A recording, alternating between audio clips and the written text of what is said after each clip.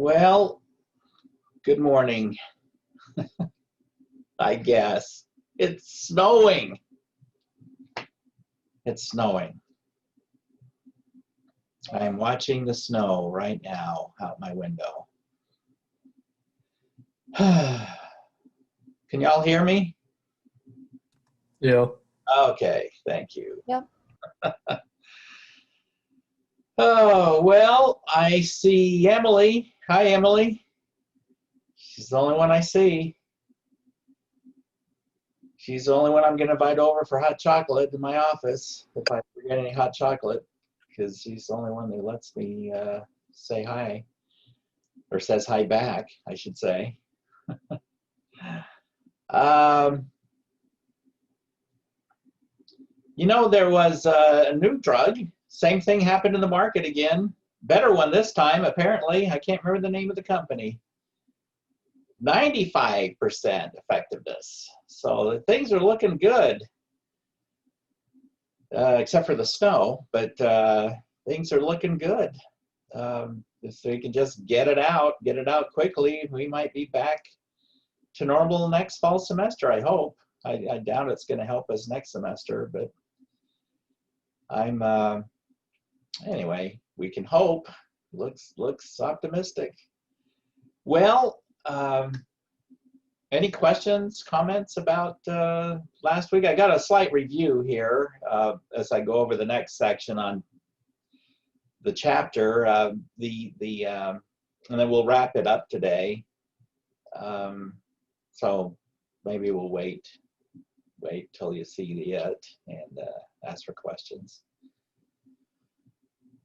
I just can't get over the snow. Well, I mean, it is November 17th. I mean, what am I thinking? Okay, well, let's get going then. And here we are, going to focus on the tools of monetary policy. Whoops, I got to share the sound here. And that. Whoops. Yeah. Okay, here we go. A quick review on what we did last time. We've got assets here and liabilities here. Let's say we've got a reserve requirement. I don't know why it does that. It always does it. A quick review on what we did last time. We've got assets here and liabilities here.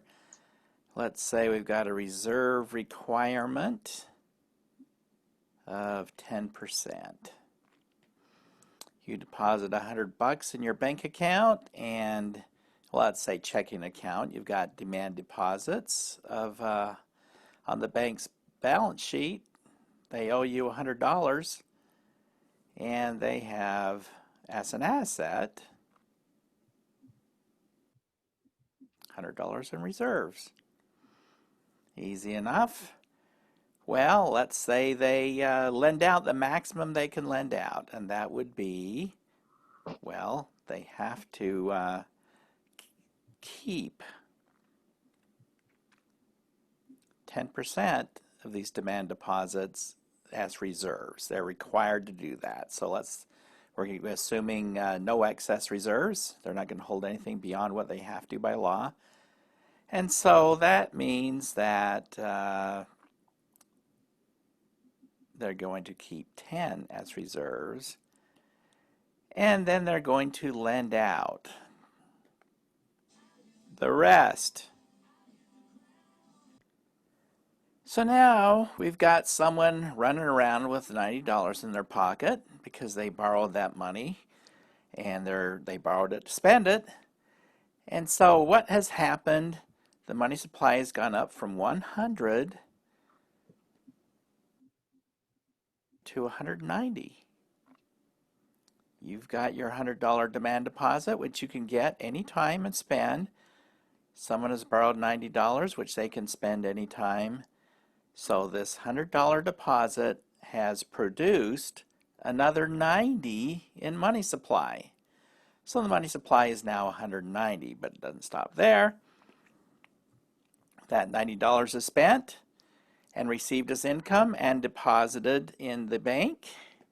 Demand deposit of $90 is opened up, and cutting right to the chase, the 10% reserve requirement. So the bank is going to have to keep $9 as reserves.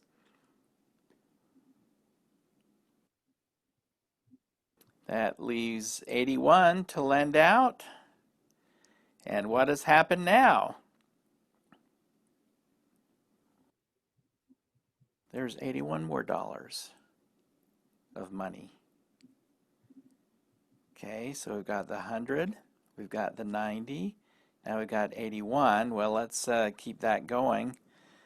The 81 is spent and received as income and deposited. Okay, $8.10. All right, and it just keeps on going with the rest lent out. So we've got our $100 initial money supply, but through the lending process, creating these multiple deposits. This is called multiple deposit creation. So the money supply is now grown to 100 plus 90 plus 81, and it just keeps on going. So there's a, thank goodness, a better way to do this. The simple money multiplier, which is 1 over the reserve requirement. Multiply the initial deposit of $100 by the multiplier, and we get the new money supply. So 1 over 0.1 equals 10. We've got the initial deposit of 100 times 10. So through this multiple deposit creation, multiple deposits and lending, the money supply will grow by $900. It'll increase from 100 to 1,000. Now, we've got to remember that this works the other way too. So what if that $100 is withdrawn? What happens to the money supply? It goes right back to 100. This $100 is no longer there to support these loans. So all this doesn't happen. All this is gone. It's no longer there. So you yank this out, and the money supply falls from 1,000 to 100. So you can see how dangerous a bank run is. Now, back in the old days, banks were just like regular businesses. They were not insured, they're not protected like they are now. And there's a reason for they're protected now. The deposits are insured now. That's so people won't ask for their money. See, if people think it's safe, they won't ask for it. If they don't ask for it, they won't withdraw it. Okay, they won't. This destruction of the money supply won't happen. You withdraw this $100, the money supply collapses from 1,000 to 100. Well, that's what happened with these bank runs. When people get word that a bank is in trouble, they rush down to withdraw their money. But is there money in the bank? No. Their money is not all in the bank. They're here in these loans. They've lent out the money. They don't have it. So they're going to run out of money. And then it's going to be a bank panic. And others are going to get hear about it, and they're going to go to their banks and withdraw. And hundreds and hundreds and hundreds of banks failed during the Great Depression. And anyway, this is something the Federal Reserve Bank needs to consider when they're trying to manage the money supply. A falling money supply is catastrophic to an economy. So you don't want people yanking their money out of the banks. So the best way to deal with that, well, insure these deposits. deposits are generally insured up to 250,000. So you don't have to worry about it. You don't have to worry about if your bank's safe because you know the government's going to step in and they're going to insure these deposits. Another way banks are regulated are in the quality of the loans. Okay, you can't lend it out. There are some standards. Okay, so you've got to be good quality. So if they're going to, here's the problem. If you're going to insure this side of the balance sheet, you better regulate this side of the balance sheet. Because banks are going to say, you know what, we can invest in all kinds of risky stuff and make a lot of money. And if it doesn't work out, guess what? It's okay because it's insured. So that's the problem there. It's called moral hazard. Well, here you go.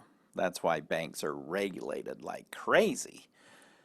So, and it's a cat and mouse game, true, with new technology and new innovation and new financial instruments. We saw this during the financial crisis of the early 2000s or mid 2000s. And, it's you think you've got it covered and then you don't. So this is going to be a game of cat and mouse that's always going to be played. So the financial institutions are safe, yes, but you never know. Okay, and because of the catastrophic effect on the whole economy when financial institutions fail, because the money supply just collapses, sending us all in a depression, if that's where we get the too big to fail. Okay, yeah, is it fair to bail these guys out? No. Is it prudent to bail them out? Well, unfortunately, yes. Hopefully, in the future, better regulations. But you don't want the regulations to be overbearing either. You know, these guys need to make money, and a healthy financial system is crucial to a growing economy. So over regulations will put a cramp on that.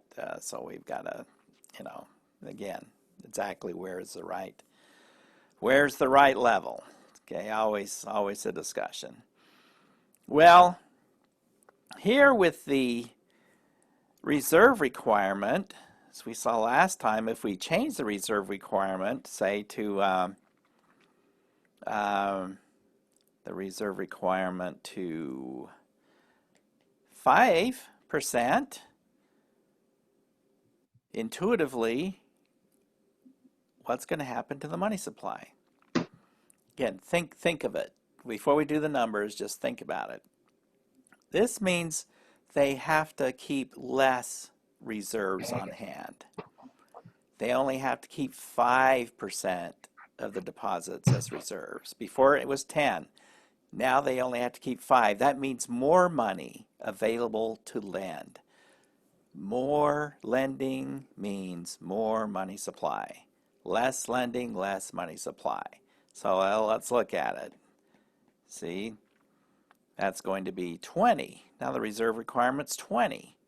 So multiply that by the initial $100 deposit and we get a money supply growing to 2,000. On the other hand, if they up the reserve requirement to 20%, well, that means they have to keep more money as reserves, and there's less money to lend, less lending, less money, right? So that is a multiplier of 5. Multiply that by the initial deposit, we get 500. So the money supply into that situation only grows to 500. So that is our first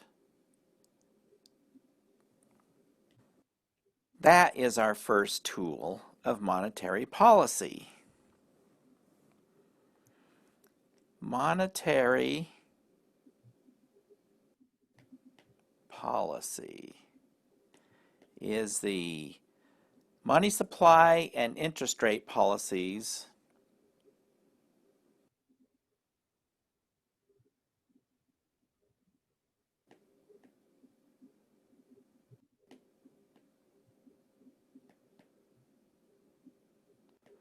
of the Federal Reserve Bank. And as we just saw, the reserve requirement can affect the money supply. So the first tool of monetary policy is the reserve requirement. You increase the Federal Reserve increases the reserve requirement, the money supply falls because there's going to be more reserves, less lending. If they lower the reserve requirement, that means more lending, more money. Okay, so that's one of the ways that the Federal Reserve can change the money supply or manage the money supply, is by changing the reserve requirement. Now, the second way to, well, let's see, let's set this up. Let's say there's $100 of demand deposits, and this particular bank has reserves of $8. Let's say the reserve requirement's 10%. And they have loans out of $92. Let's say they end the day like this. They're in trouble. They're breaking the law. They've got to fix this. So what's the problem? If the reserve requirement's 10% and they've got $100 of demand deposits, they're supposed to have 10% of 100 as reserves. They only have 8. They got too aggressive. They got too aggressive in their lending, and they're short. They've got 8, they need 10. They've got to fix it. Okay. Well, one option to fix it is the discount window. The discount window at the Federal Reserve. The Federal Reserve can make overnight loans to banks, that need more reserves, and they make that loan at what they call the discount rate. That's the rate of interest these banks will pay the Federal Reserve Bank. These guys here, they've got to borrow $2, right? They got to get up to 10. They're supposed to have $10. They've only got 2. So, they only have 8. They need 2. So they can go to the Federal Reserve Bank and say, whoops, we got a little carried away there with our lending, and doggone it, if we don't have too many loans and not enough reserves, we want to borrow $2. Now, the Federal Reserve Bank can influence the activities of bank lending by changing this discount rate. So, let's use some extremes just to hammer the point in. Let's say the discount rate was 25% interest. That is the rate. So that means that banks that go over, or I should say they don't have enough reserves, they go under the situation, they're going to have to pay 25% interest to get that $2. Is that going to force banks to be very careful about going under the reserve requirement?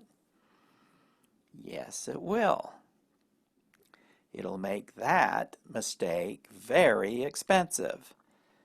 So the Federal Reserve Bank can influence bank lending by making banks be a little more conservative in their lending, a little more careful. In fact, banks would likely hold some excess reserves just to make sure. If they hold excess reserves, that means a little less lending, less money supply. So if the Federal Reserve Bank wants to cut the money supply or cut the growth rate of the money supply, put a clamper on there, they could raise the discount rate. That would force banks to be a little more cut back on their lending just a little bit, and that would decrease the growth or decrease the money supply. So another situation, well, let's say the bank, the Federal Reserve wants to encourage banks to lend more. Let's say they want to increase the money supply. What would they do? Well, if they wanted to increase the money supply, they would decrease the discount rate. Decrease it. Oh, my writing's getting worse. I'm sorry.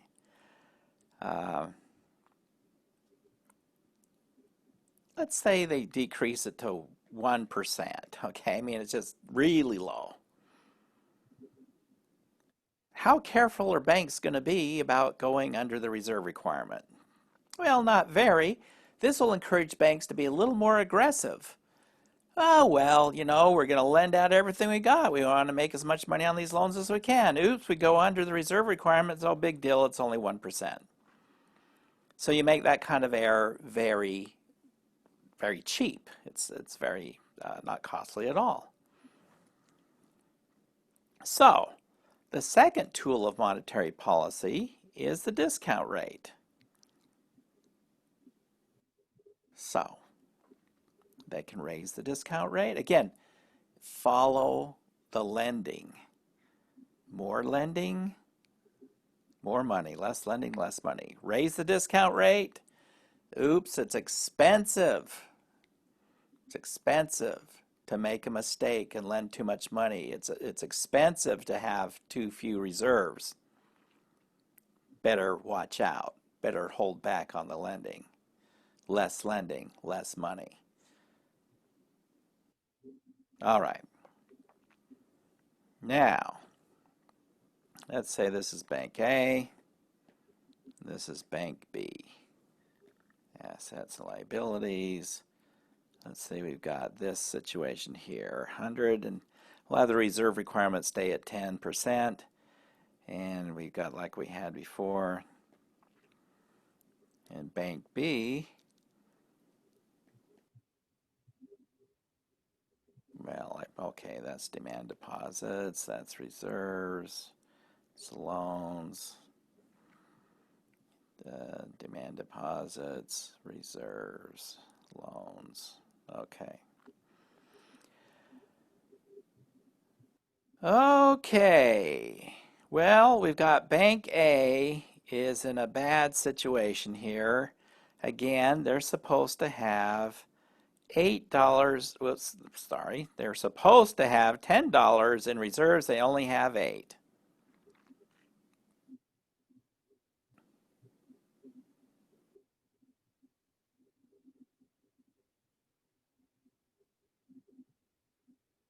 Now,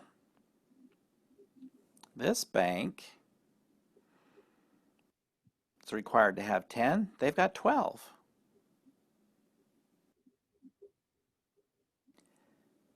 So, what can happen here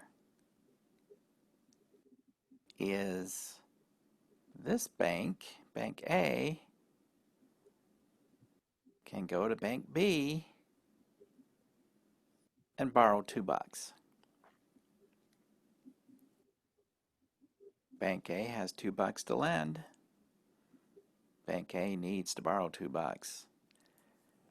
And they do that in an overnight loan called, well, I should say they do it in a market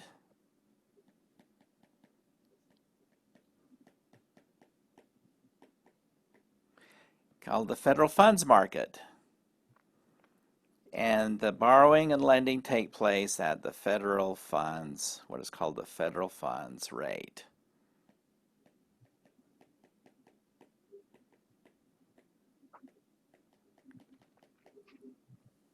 Now,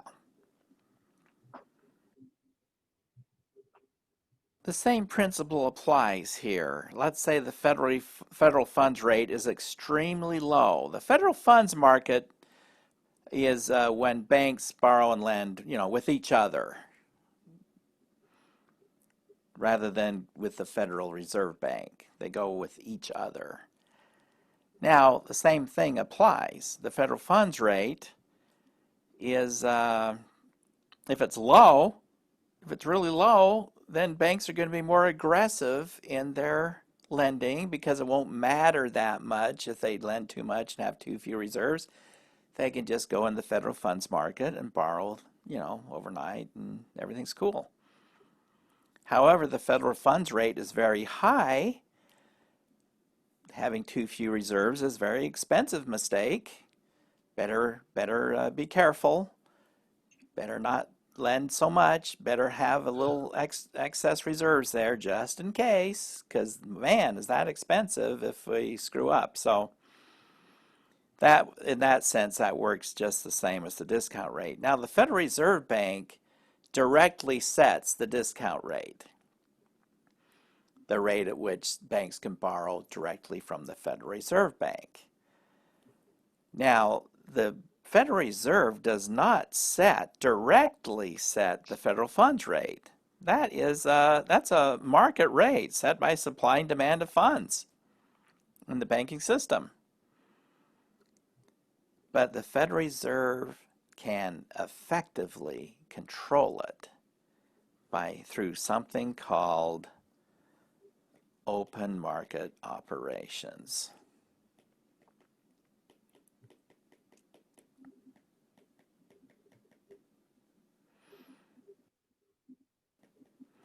Open market operations. Now, before I talk about open market operations, this is how monetary policy is actually done in practice. Let me stop right there and just look at the tools of monetary policy. Okay, tools of monetary policy. We have the reserve requirement. We have the discount rate. Okay. The reserve requirement is rarely used in practice. It has been likened to cutting a diamond with a jackhammer. It's too powerful of a tool. It's too big of a tool.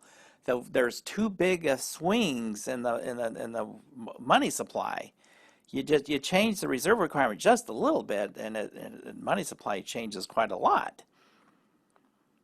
So it's not to say that there's never changes, but it's rare. They don't tweak this often. So in practice, this one really isn't used that much. That is not the primary tool. The discount rate. Well, here's the thing with the discount rate.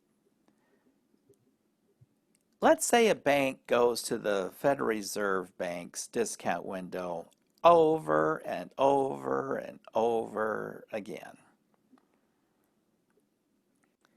Eventually, the Federal Reserve, which regulates these banks, are going to find out what the heck is this bank doing? What's going on over there? We'd better send some bank examiners to see what they're doing. No bank wants that. Okay, it's like writing home to mom and dad for money all the time, and pretty soon mom shows up at your front door and says, "Hey kid, what are you doing?" No. So even though that's available, in practice, they don't do it. Banks don't go to the discount window not that much. What they do is they use the federal funds market. They borrow and lend with other banks. Now, however,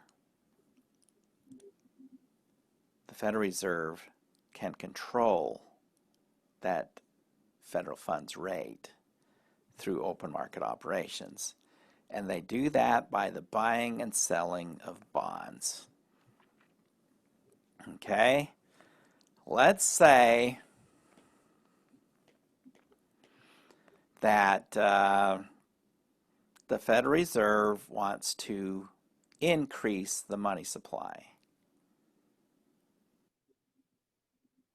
They will buy a bunch of bonds. They'll go into the open market, and usually it's treasury bonds. Now think of this. If the Federal Reserve goes out, now bonds are not considered money. Remember? They're not money. So if the Federal Reserve goes in and buys a bunch of bonds, they go in the bond market, they purchase a bunch of bonds, and they take delivery of the bonds and they pay for those bonds with money. So they just sucked a bunch of bonds out of the economy and they just injected a bunch of money into the economy. There you go. Purchase of bonds means more money.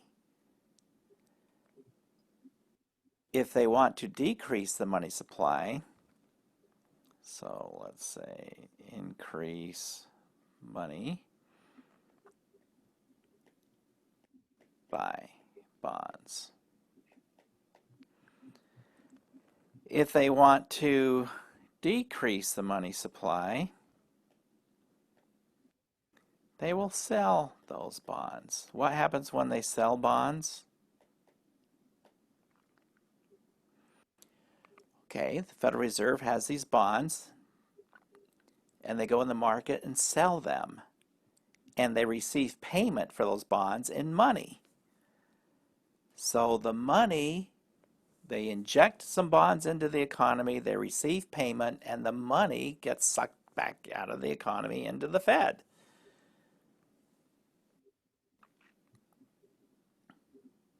So follow the money.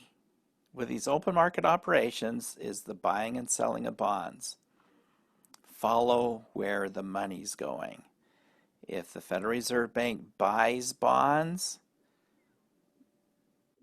the bonds are going into the Fed, the money's going out into the economy. If the Federal Reserve sells bonds, the bonds are going out into the economy and they are receiving payment. The money is going into the Fed, lower money supply. Now, how does this affect the federal funds rate? A lot of this is designed to hit a federal funds rate target.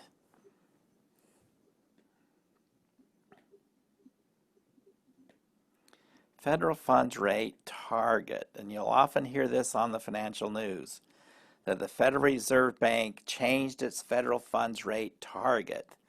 Let's say they want the federal funds rate to be 2%. Let's just say that's what they want. And they figure at 2%, that will regulate or influence bank behavior such that the money supply will be what they want it to be at 2%. Now, let's say that, now this is a market rate. Let's say that that's their target, and let's say that they want it to go, let's say that the federal funds rate, let's say the rate is currently 3%, okay? They want to get it back down to 2. How can they do that? Well, they need to pump some more money into the banking system, right? Pump some more money so the bank has more reserves, more supply and demand. the more reserves they've got, the price of those reserves goes down, just like anything else. They need to increase the supply of money to get that rate down to 2%. So how do they do it? How do they increase the money supply? They'll buy bonds. In fact, they'll buy bonds until they hit their target. They'll just keep buying bonds and injecting money into the economy, more reserves into the banking system, until that interest rate falls back to where they want it. And if they want to raise the reserve federal funds rate, they'll sell bonds until they hit their target. They'll suck money out of the economy, making money more scarce. The interest rate will rise, and then they'll stop. So in these meetings where they decide on monetary policy, they'll decide where they want to target this federal funds rate. And they will do it through open market operations, the buying and selling of bonds. So, again, we've got the three tools of monetary policy. One, the reserve requirement. That is too powerful. They rarely use it. Two, discount rate. That is too weak, okay, because banks in practice don't want to go to the Federal Reserve, go into mom and dad and then ask for money over and over. They'd rather stay away. So the primary tool of monetary policy is open market operations.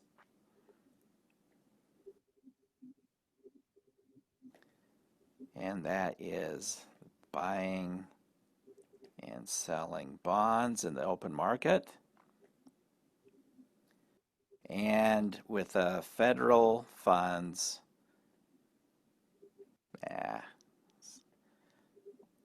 federal funds rate target in mind, so that they can influence the borrowing and lending between banks in the federal funds market.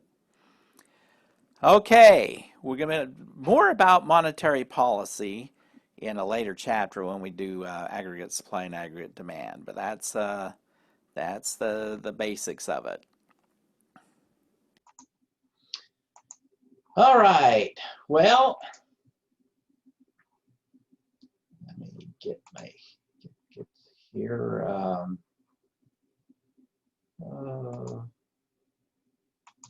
Okay. Huh. Well, still clicking around here. Okay, let's review a second. Let me share. See if I can write on this whiteboard.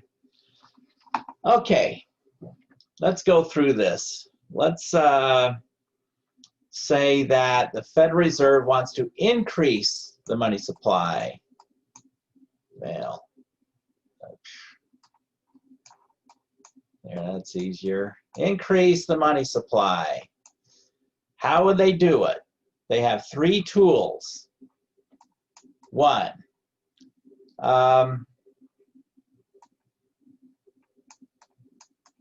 reserve requirement.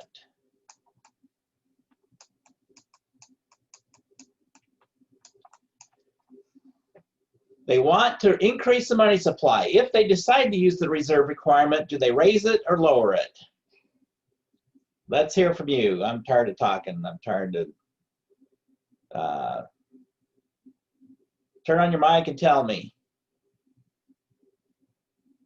I guess I could call on someone. Come on, someone knows it. They want to, the goal is to raise the money supply, increase the money supply. Do they raise or lower the reserve requirement? They would lower it. Lower it. Who was that? Emily? All right. They would lower it by lowering the reserve requirement. that means they have more money available to lend, right? That's the key. More money, more lending, more money through that multiple deposit creation thing.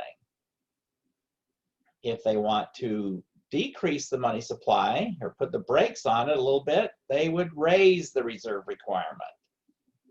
That leaves less money available for lending. Okay. The second is the discount rate. Oh, this is an embarrassment. Of course, my writing isn't much better without the mouse. The discount rate is the second. Look like a kindergartner wrote this. A discount rate is the second tool of monetary policy. Let's say their goal is to increase the money supply. Which way does the discount rate go? Up or down? They increase the discount rate. Well, increasing the discount rate would make it more expensive for the bank to go under the reserves requirement. That would be, now think about this, if they raise the discount rate and the bank is too aggressive in its lending, that makes that mistake of going under the reserves more expensive one. So raising the discount rate, everything else equal, is going to cause them to be more careful in their lending and possibly even hold excess reserves just to make sure they don't go under the reserve requirement. So that would make less funds available to lend, and less lending would mean less money. So if they wanted to decrease the money supply, they would raise the discount rate. If they want to increase the money supply, they'd actually lower the discount rate, making banks more willing to be more aggressive in their lending and not worry so much about going under the reserve requirement, because that's going to be a relatively inexpensive, or excuse me, a less expensive mistake. And then there's the open market operations. I'm just going to say open market off. I'll just say that. Open market operations. If they want to increase the money supply, do they buy bonds or sell bonds in the open market? Follow the money. Shoot, anybody. Buy or sell bonds if they want Buy to bonds. increase. Pardon? Say it again. Buy bonds. Buy bonds. That is correct. If they buy bonds, the bonds go into the Fed. They're buying them. What do they pay for them with? Money. The money goes out into the economy. By buying bonds, the money goes out in the economy, increasing the money supply. If they want to decrease the money supply, they'll sell bonds. They'll go in the open market, and the bonds they've got there in inventory, they'll sell their bonds in the open market. The bonds go out in the economy. The Fed receives payment for those bonds. They suck money out of the economy as they inject those bonds. Remember, bonds aren't part of the money supply. So, okay. So get kind of clear on that, of which way things go. And keep in mind that they've always got a federal funds rate target when they're buying, selling bonds, because that's going to influence bank behavior by making it more or less expensive to borrow and lend among each other, because in practice, that's where they really are going to go. Very few discount rate loans out there. There's some, but not that many. They always go in the federal funds rate market, federal funds market. Okay, well, with the last part of class, this will take us right up to the end. I thought we'd talk a little more about the Federal Reserve, and thought I'd share a video about the Federal Reserve and how they have used monetary policy in different financial, crises. And well, let's watch that. Here we go.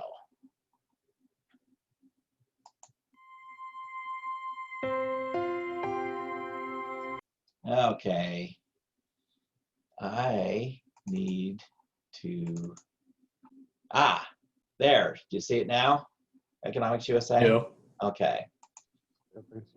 Here we are. Funding for this program is provided by Annenberg Learner.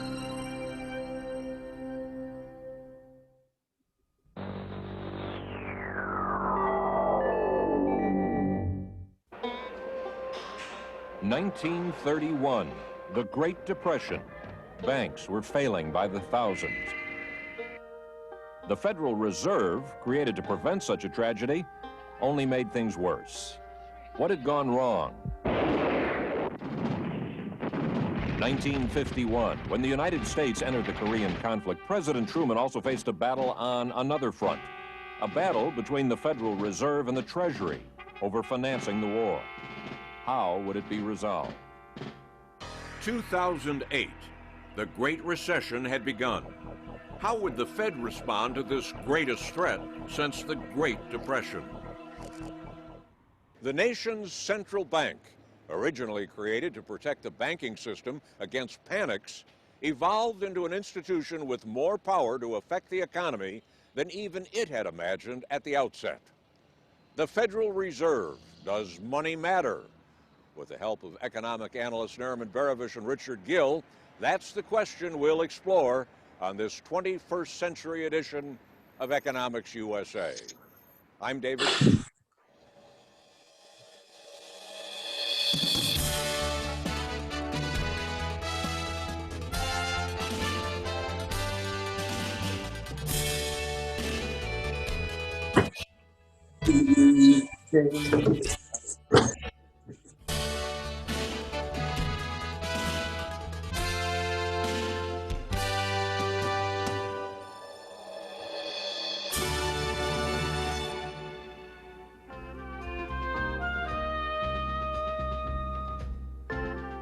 Coins, bills, checks, our basic money supply. The amount of money and where it goes within the banking system has been the main concern of our nation's central bank.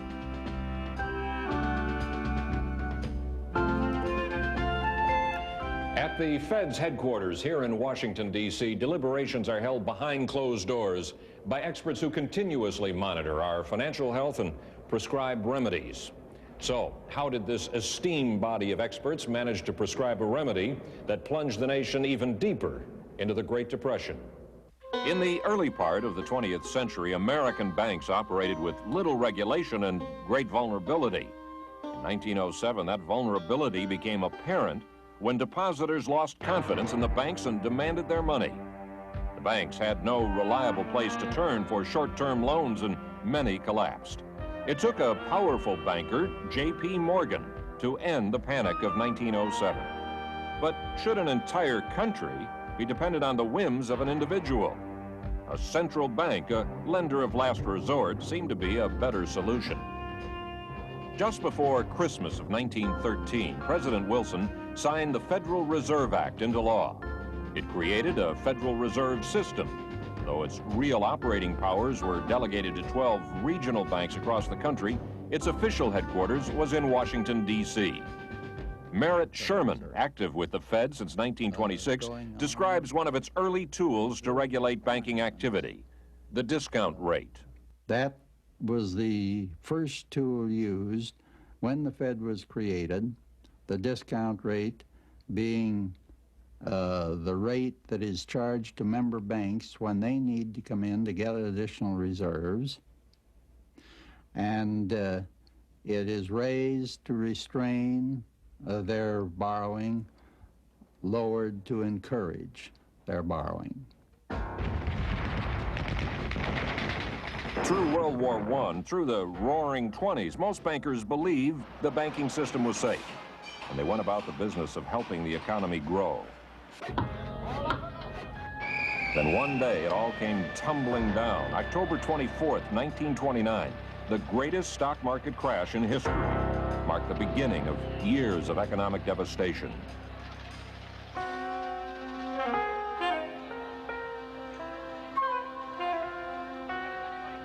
Banks failed by the thousands. Why had the Fed failed its first major test? We asked economist Lester Chandler for an explanation. Professor Chandler, the Fed was set up, after all, to prevent bank failures and avoid depressions. And there they were in the 1930s with thousands of banks failing and a whale of a depression. What went wrong? Within the Federal Reserve System, nobody knew who was to do what, at least as far as the Federal Reserve Act was concerned. They'd turned down the Aldrich plan for one central bank with branches and adopted a system of 12 independent banks. And then on top of that, they'd put a Federal Reserve Board that was supposed to do something centrally. But they couldn't decide who was to do what. Well, I'll put it this way. We didn't have very many central bankers around in this country in 1914. Central banking was not a recognized profession. Fearful that the United States was not a safe harbor, foreign investors began to withdraw their gold deposits from American banks. In a short time, $30 million in gold was shipped overseas. We asked Dr. Andrew Brimmer, former member of the Federal Reserve, why the loss of gold reserves gave the Fed cause for alarm. Dr. Brimmer, in 1931, foreign investors were pulling their gold out of American banks. In other words, reserves were being depleted. Yeah. Even though that gold reserve no longer plays the role it once did, what does that do to a bank, and what does the bank and the Federal Reserve do to try to combat it? For the banking system as a whole, if it experiences a significant reduction in reserves from whatever source, it has to cut back on loans and the extension of credit unless it can get some relief. And only the Federal Reserve, or acting as a central bank, can provide more relief. So in 1931, as the gold flowed out of the system, to Europe and so on, that was the loss in reserves, and the central bank had to step in to make it up. The Fed was not going to stand by while American banks were drained of their reserves. It raised its discount rate in order to force banks to push up the rate of interest paid to their depositors. The result? Foreign investors earned more interest and were enticed to leave their money in U.S. banks. And that ended the gold drain. But raising the discount rate had other, less fortunate consequences. If the Federal Reserve raises the discount rate, that transmits a message. It says to banks and the market generally, the money market generally, the Federal Reserve wants to be restrictive. For the economy as a whole, the result was disastrous. High interest rates discouraged borrowing and choked off the flow of money to business. More businesses failed, more jobs were lost, and more banks collapsed. The country was pushed deeper into the Great Depression. Well, Professor, if you were going to give a letter grade to the Fed, A, B, C, D, F, what would it be in the 1930s? I would grade it as an F, applying today's standards. Probably a D, applying even the standards, the most advanced standards of that day. Sure, you can criticize the Fed. It made mistakes. But what it did wrong was a matter of degree, mostly, rather than total mistakes of policy. The men who met around this table were some of the most influential bankers in the country. They were the board of directors of the Federal Reserve. And when the board met here trying to protect its member banks by changing discount rates, they sent ripples across the entire nation. In a sense, they were practicing a rudimentary form of monetary policy. In other words, they were affecting the money supply. How important was the money supply? For an analysis, we turn to economist Richard Gill. In order to understand this question, we have to have some sense of how the money supply affects the general workings of the economy and how the Fed, in turn, can affect the money supply. This diagram suggests the general nature of the answers to these questions. Theoretically, in a depression situation, the Fed should have been trying to increase the reserves available to the commercial banking system, provide more reserves, as stated in the first box. The hope is then that banks will lend out more credit to businesses, thereby increasing the general quantity of money in the economy. Thus, more money. More money, in turn, should lead to more spending. by businesses who have borrowed to invest in new machinery, plants, and factories, possibly also by consumers like ourselves. More spending, in turn, should lead to higher GNP and more jobs for everyone. It may also lead to higher prices, though that didn't seem much of a problem in the 1930s when prices were generally falling. Now, when the Fed tried to stem the gold outflow by raising the discount rate in 1931, it was effectively doing exactly the opposite of what this analysis suggests. It was making it more difficult for the commercial banks to borrow from the Fed, creating a negative effect on reserves. In fact, during those years of the Depression, the country's money supply shrank drastically. A number of economists today believe that the misdirected policies of the Fed were a major factor in turning an ordinary economic downturn into a Great Depression. We should quickly add, however, that most economists in the years immediately following came to a quite different conclusion. Their conclusion was that there was very little the Fed could have done anyway, that these links suggested by the arrows in our diagram would simply snap in the face of a serious depression. The Fed might make more reserves available, but the banks might be too scared to lend them out and businesses too frightened to borrow. More reserves might not mean more money. Snap. Even if more money were somehow created, people wouldn't spend it. They would hoard it, have a strong desire for liquidity in such treacherous times. Hence, more money might not lead to more spending. Snap. But without more spending, the final link to the great objective raising GNP and employment would never have a chance to come into play. In fact, for a number of years, monetary policy was generally in disrepute in this country, particularly when it came to curing a business downturn. You can lead a horse to water, but you can't make him drink. You can pull on a string, but you can't push a string. Such was the common opinion. Our great new Federal Reserve System, like the economy it was supposed to defend, had come upon hard times indeed. The Banking Act of 1935 gave the Fed the authority it needed to use monetary policy to stabilize the economy.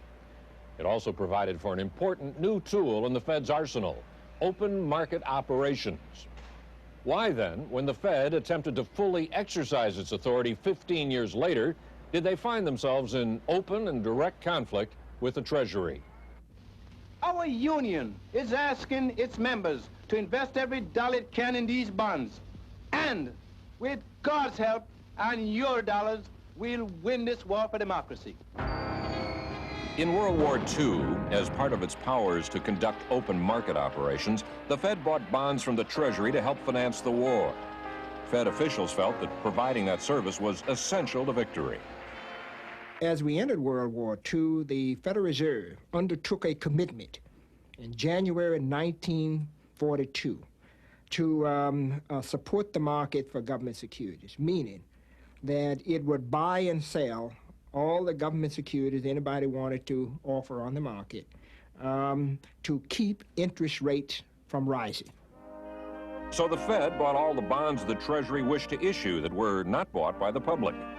Dr. Brimmer explains more on open market operations and how they affect the economy. Open market operations consist of purchase or sale of government securities. Purchases will supply reserves, sales will reduce reserves. And the reserves are the basis for expanding loans and therefore expanding money and credit. Very important activity.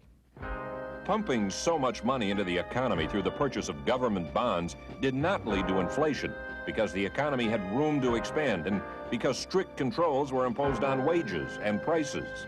It was only after the Allied victory and the Treasury insisted on keeping the same arrangement with the Fed that the controversy began.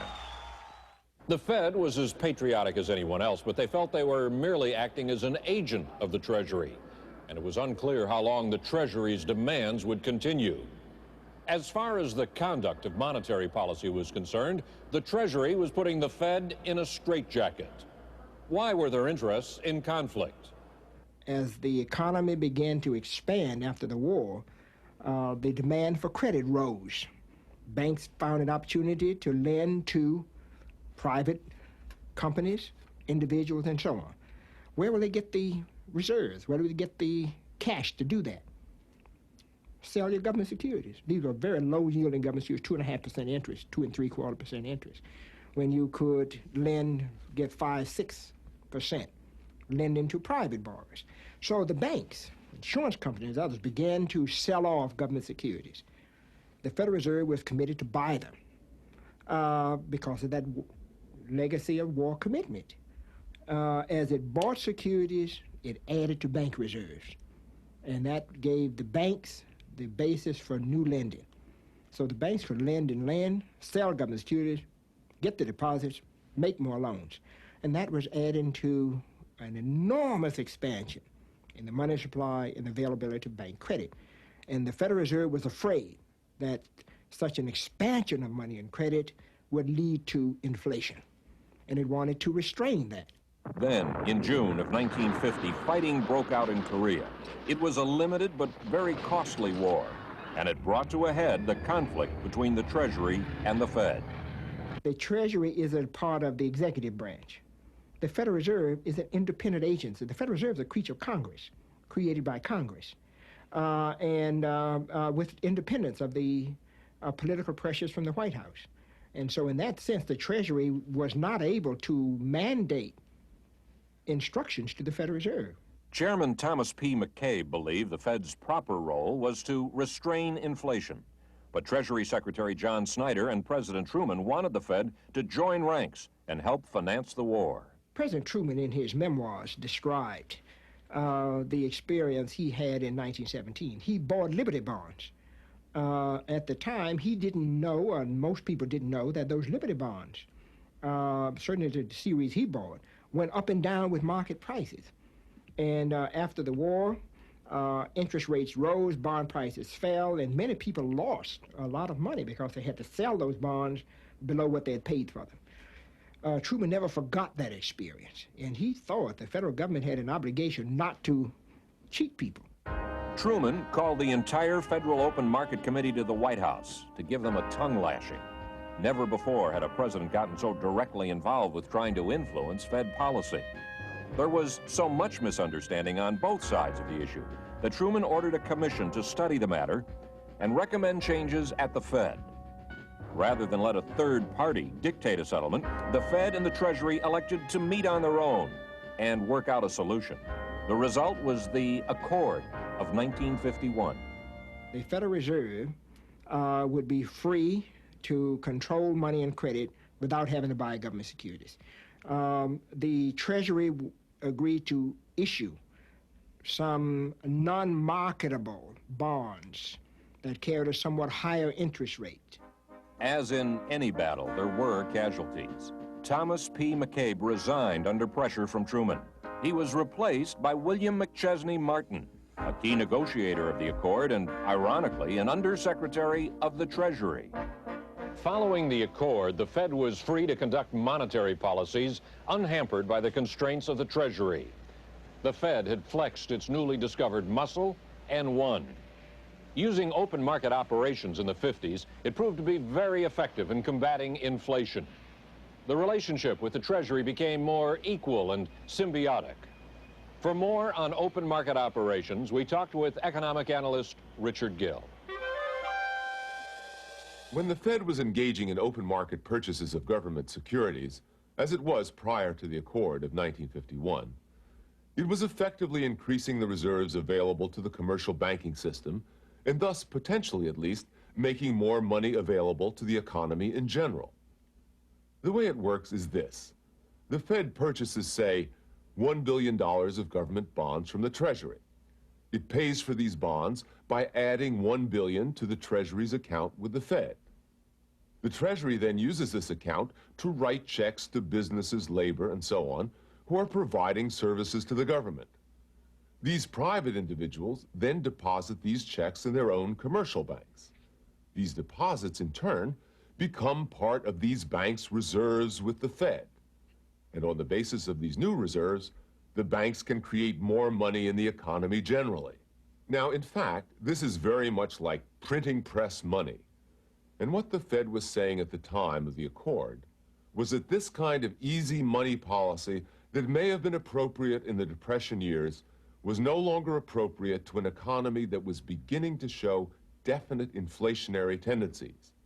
It was also serving notice that monetary policy in general might not be quite so weak and impotent a tool as once imagined. The Federal Reserve's mandate from Congress was to provide the nation a safe, flexible, and stable monetary and financial system. And Congress gave it powerful tools to do its job. It's been a daunting challenge. In the past 40 years, there have been periods of sustained growth, along with 6 recessions, capped by the Great Recession of 2008.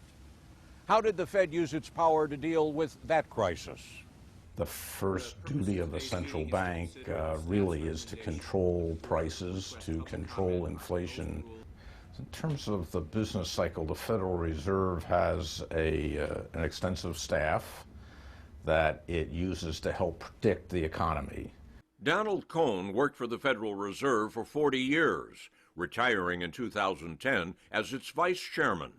So before the Federal Reserve makes a decision at its 8 times a year meetings about monetary policy, the decision makers receive quite extensive briefings and background material that have predictions about what's going to happen to the economy and inflation over the next several years.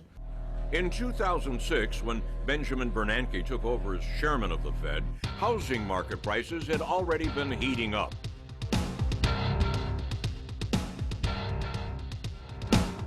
There were a small number of people who very early thought we were in an unsustainable bubble. But it was a very small number of people. What really happened was we hit a point where house prices started to go down.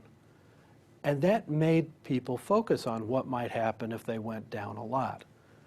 But it took a while for that to sink in.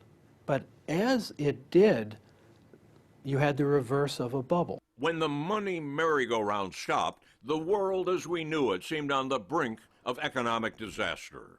Lehman went under. Fannie Mae and Freddie Mac, which are hugely important, had to be taken over. AIG, the world's largest insurance company, ran into very, very serious problems. The world was in terrible shape, and people had lost all confidence in the financial system. The government was at a point where it had to do something, and so it came up with a program that came to be called the Troubled Asset Relief Program, the TARP. It's kind of a misnomer because the way it was really used in the end was as a way of injecting capital into banks. So the government became a partner with the banks and the insurance companies. More than anything else, TARP averted a panic and restored America's confidence in the banking system. Many economists felt that we were fortunate that at this moment, Benjamin Bernanke was chairman of the Fed. Bernanke was known to be a scholar of the Great Depression, and he began to do many of the things he'd written about. But it wasn't easy. For instance, the Federal Reserve, to their credit, did notice that we had a similar problem growing in the commercial real estate market. But when the Fed started to try to put some rules out there just to say, be careful, guys, the Congress slapped them down. And that's one of the worries about any future regulatory environment as you're heading towards a crisis. Bubbles are fun. Bubbles seem to make everybody money. And so it's really hard to find a constituency that wants you to stop the bubble. As foreclosures mounted and the economy stalled, unemployment began to rise. What could the Fed do to loosen the credit market and start money flowing through the system? The primary tool that the Federal Reserve has used as an instrument of monetary policy over the years has been a very short-term interest rate. The federal funds rate is an overnight interest rate. That is the rate at which banks trade reserves with each other. So when the Federal Reserve moves the federal funds rate, it will adjust the whole path of the federal funds rate going forward, and that will have an important effect on mortgage rates. It's not only what the Federal Reserve does with the federal funds rate, but what it says about how it's looking at the economy. So all those things will affect intermediate and longer term interest rates, which make it more or less expensive for us to buy cars or houses, or businesses to buy new equipment or put in new plants. It also, when those interest rates move, has an effect on the stock market. In December 2007, the Fed started to move the interest rates down, trusting the banks would open the lending spigot. And by November of 2008, those interest rates came close to zero. Still, the banks held back.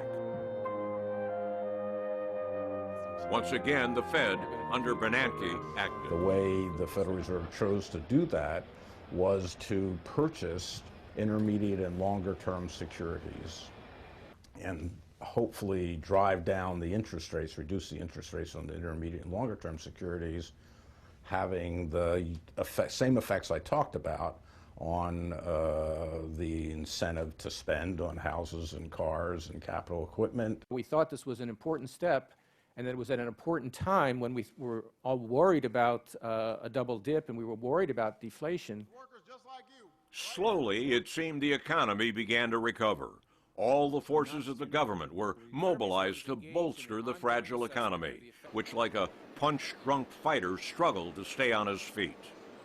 By 2009, many economists thought the recession had bottomed out, though unemployment stubbornly remained at a debilitating 9%.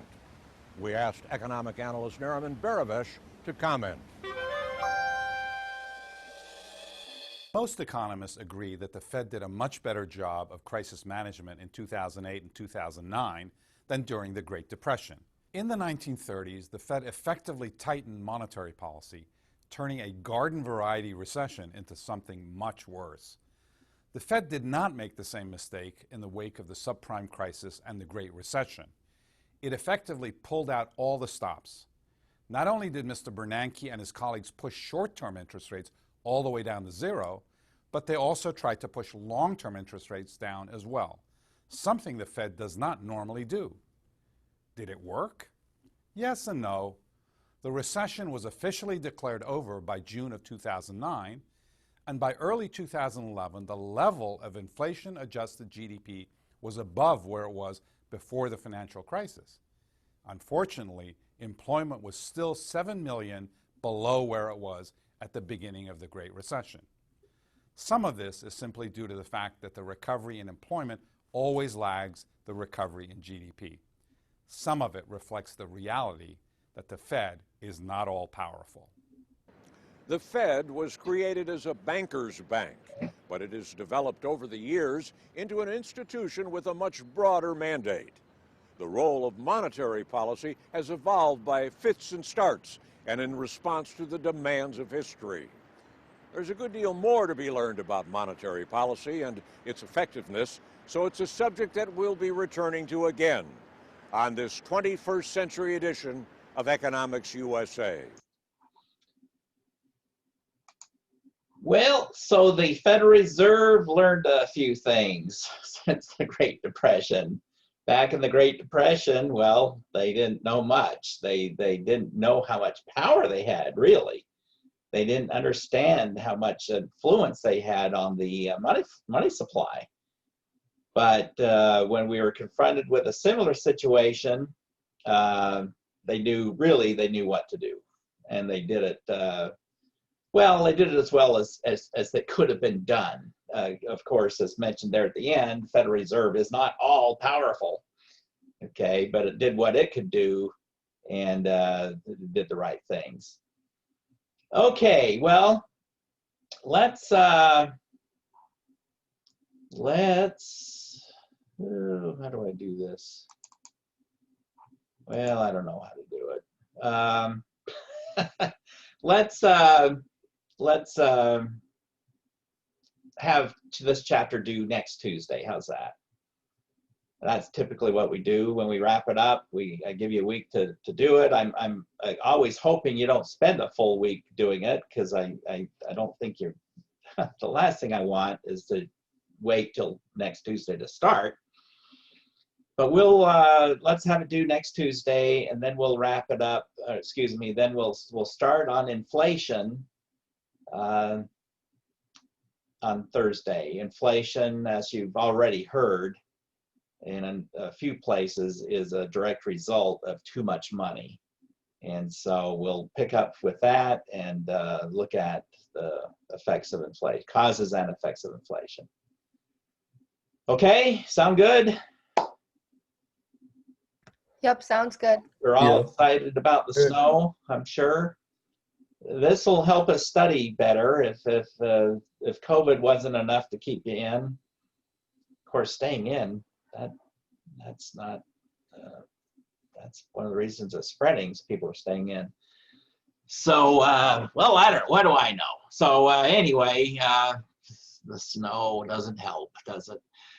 See you on Thursday. Take care and be good and study hard. And we'll be back with more. Take care. Bye. See ya. Have a good day. Have a good day. Thank you. Thank you.